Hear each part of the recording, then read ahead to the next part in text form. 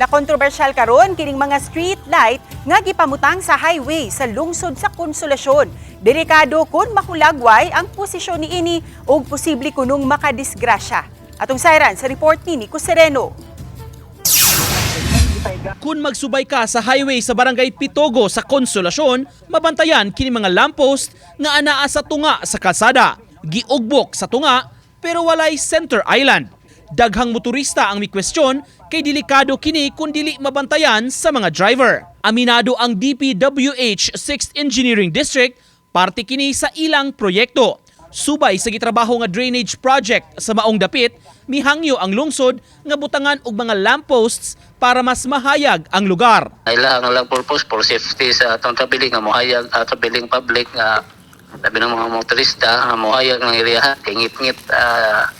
So nadyo media na naulahi lang ang kuan media nga to be kuan installed sa LGU counterpart. Kasagarang likramo jud ana is kanang wa jud kuno kabutag suga ngiog kay ba. So na chance matabok ang mga pedestrian dili makita sa mga sakyanan. Nakig-alayon ang DPWH o Konsolasyon Municipal Government para sa mga ipamutang sa lugar aron luwas sa mga mangagi. Pinahimit yan kuan barriers to nga.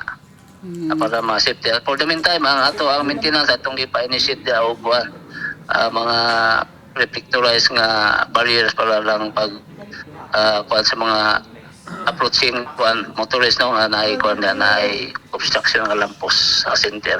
Concrete median barriers sama sa ubang mga parte sa highway sa lungsod ang ibutang sa maong dapit tapad sa mga lampposts. Kung maobserbahan, sa mga lugar nga mga lampposts ra ang nagbarog, dunay mga plastic barriers una nga gipamutang sa kada poste. Ingon man, mga reflectorized stickers sa lamppost mismo. May mga karatula usab nag-auhag sa mga tao to drive safely. Kanang center line siya kung sa traffic rules pirmi gina siya libre, di ba?